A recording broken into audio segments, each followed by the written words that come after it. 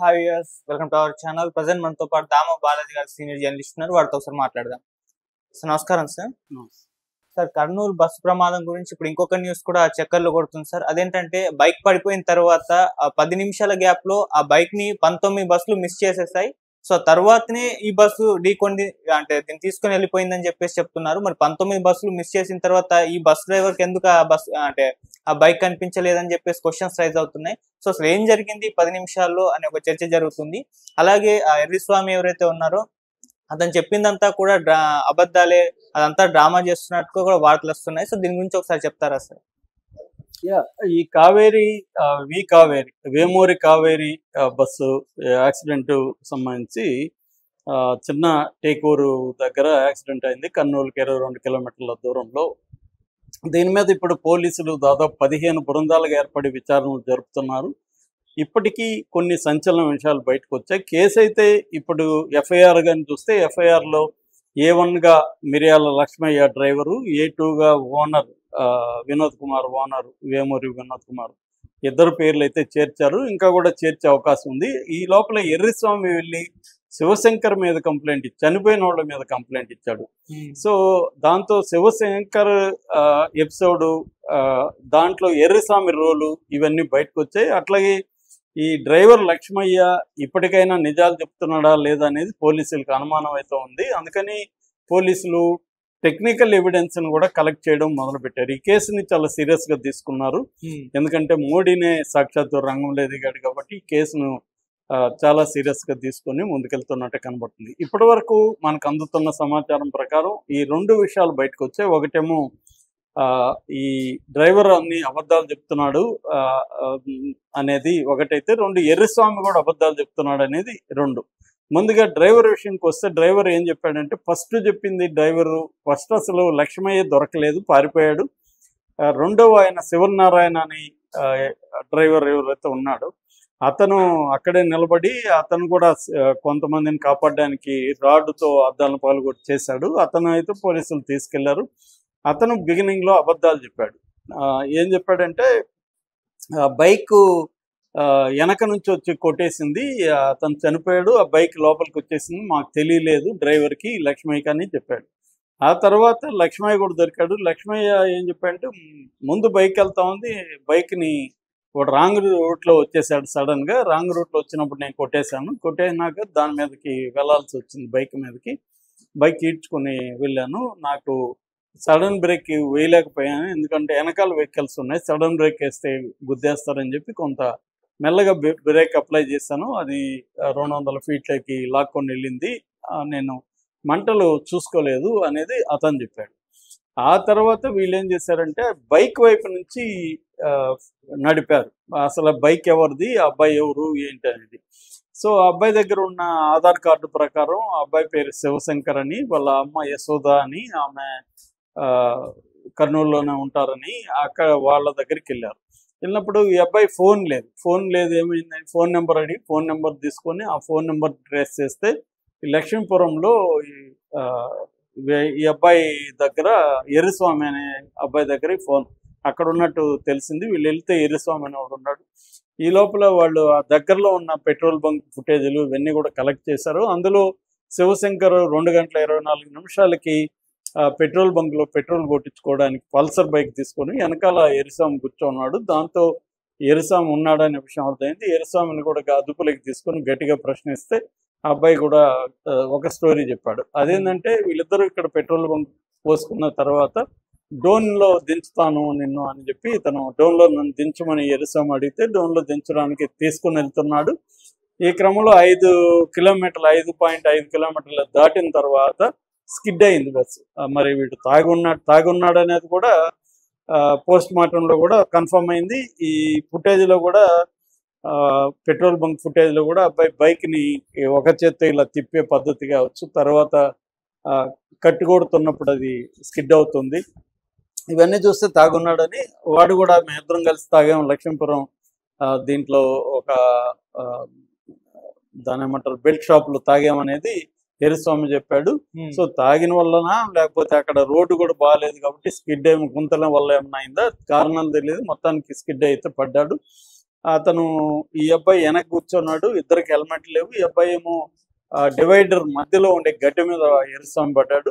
So దాంతో ఈ అబ్బాయి లేచి వచ్చి ఇతన్ని చూశాడు. చూస్తే చనిపోయినట్టుగా అర్థమైంది.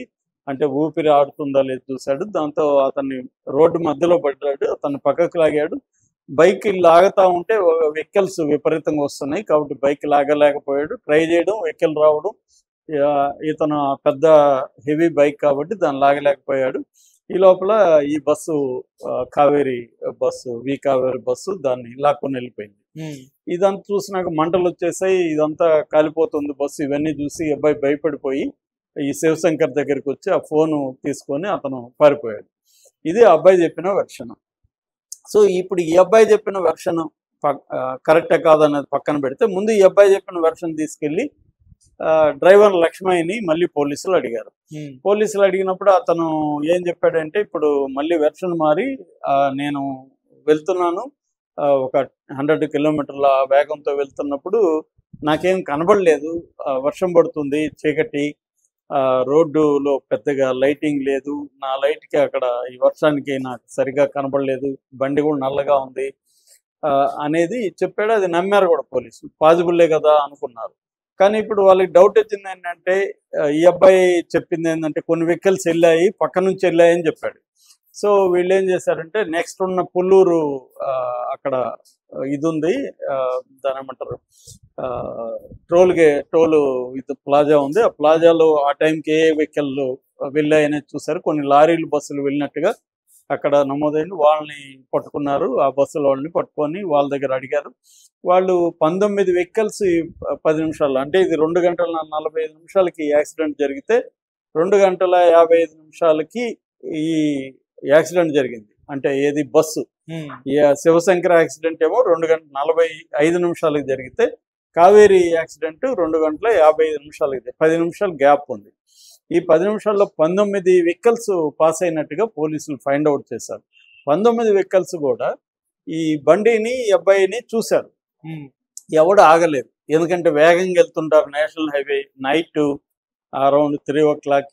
ఇప్పుడు అక్కడ ఆగి మనం ఏమన్నా చేస్తే రేపు మనకు ఆ కేసులో మనం ఎదుర్కొంటామనే భయం, అందువల్ల ఎవడు ఆగలేదు. ఒక్కడ ఆగి ఆ బైక్ని బయటికి తీసున్న ఆ వెహికల్ ఆపి రోడ్లో ఆపుంటే వాళ్ళు కూడా ఆపేవాళ్ళు, వెనక వచ్చేవాళ్ళు కూడా బైక్ని పక్కకు తీసుకుంటే అసలు 19 మంది చనిపోయారే కాదు.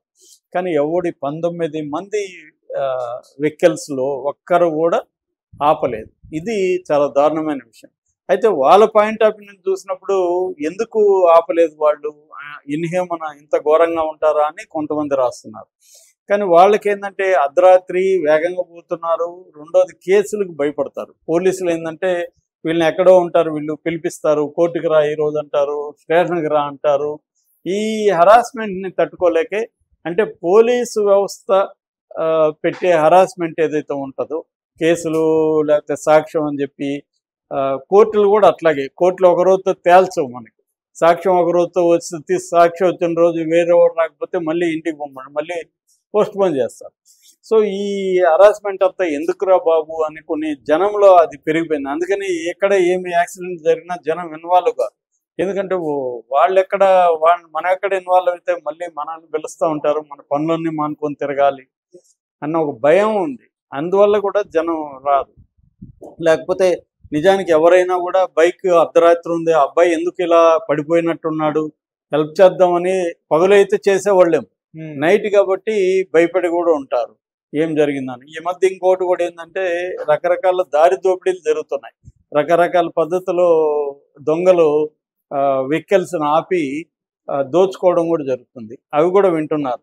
అందుకని ఇప్పుడు మనం ఆపినా అనుకో, వీడేమన్నా దొంగేమో, వీళ్ళ టీం ఎక్కడో దాక్కొని ఉందేమో అన్న భయం, మనం ఇప్పుడు ఆపితే వాళ్ళు అటాక్ చేయొచ్చేమో, ఈ భయాలు కూడా ఉన్నాయి.